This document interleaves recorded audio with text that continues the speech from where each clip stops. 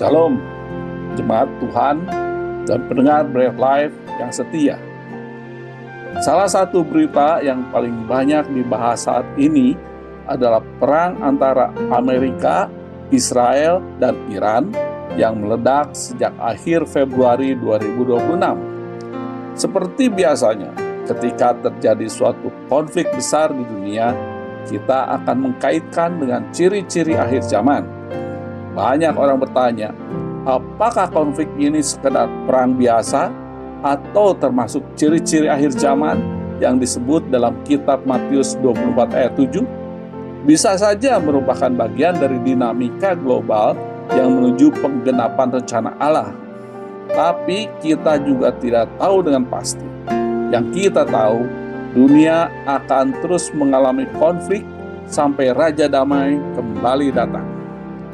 Yesus menyebut berbagai peristiwa sebagai ciri-ciri akhir zaman seperti gempa bumi, kelaparan, penganiayaan, dan peperangan bangsa demi bangsa. Semua itu merupakan bahasa tanda, bukan sebuah ramalan. Sehingga Yesus tidak menyuruh kita menghitung manggal. Yesus justru mengajak kita untuk berjaga-jaga. Hal ini ditegaskan dalam 2 Petrus 3 ayat 3, yang terutama harus kamu ketahui ialah bahwa pada hari-hari zaman akhir akan tampil pengejek-pengejek dengan ejekan-ejekannya, yaitu orang-orang yang hidup menurut hawa nafsunya. Mengejek dalam pengertian umum dapat diartikan sebagai orang yang suka menghinakan, meremehkan, mengolok-olok, yang semuanya dilakukan dengan ucapan atau perkataan. Alkitab juga menegaskan kriteria pengejek, yaitu orang-orang yang hidup menurut hawa nafsunya. Jadi, siapakah yang sebenarnya dimaksud dengan pengejek-pengejek itu? Jika kita memperhatikan perikop ayat ini, maka kita akan mengerti bahwa yang dimaksud dengan pengejek sesungguhnya adalah guru-guru palsu. Konteks khusus peribahasa tersebut memang guru-guru palsu.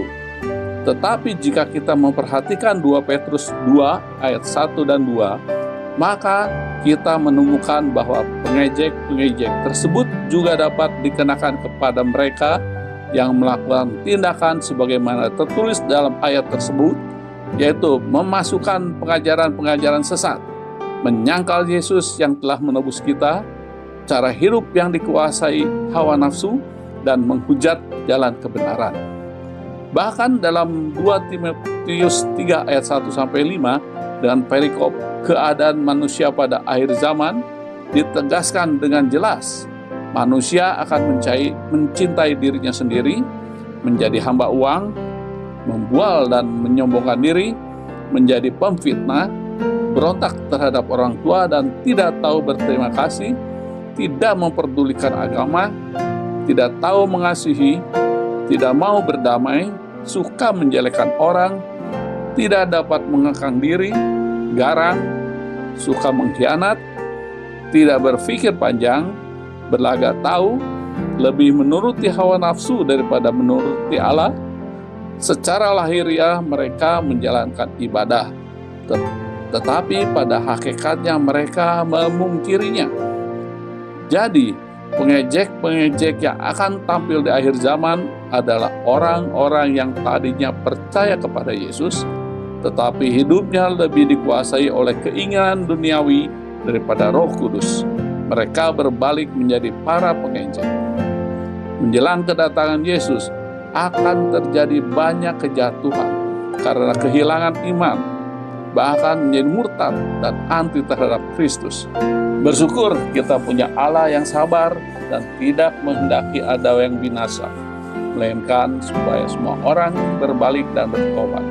Ini adalah kesempatan kasih karunia Allah dalam 2 Petrus 3 ayat 9. Pertobatan sejati bukan sekedar penyesalan, melainkan keinginan hati untuk meninggalkan dosanya dan berbalik kepada Allah. Tanpa pertobatan sejati, kasih karunia bisa disalahgunakan orang untuk terus hidup menuruti hawa nafsunya. Jemaat Tuhan dan pendengar Bread Life yang setia, renungan kita hari ini sangat jelas bahwa Tuhan Yesus sedang memberikan peringatan agar dalam menjalani hidup kita selalu menantikan kedatangan Tuhan Yesus dengan berjaga-jaga, supaya kita tidak menjadi pengejek-pengejek di akhir zaman. Kesiapan kita dalam menyambut akhir zaman adalah pertama, menjauhi dosa dan hawa nafsu duniawi, agar kita tetap layak di hadapannya. Hendaknya pikiran, perkataan, dan perbuatan kita dapat memuliakan nama Tuhan dan bukan mengejek atau memalukan Tuhan Allah. Kedua, berdoa dan waspada agar kita tidak jatuh dalam pencobaan dan terseret pengajaran nabi-nabi palsu. Ketiga, setia melayani tugas dan tanggung jawab yang telah dipercayakan Tuhan, bukan pasif hanya menunggu. Selamat menantikan kedatangan Tuhan Yesus dengan kasih karunia Allah dan pimpinan Roh Kudus. Salam sehat rohani dan sehat jasmani. Tuhan Yesus memberkati.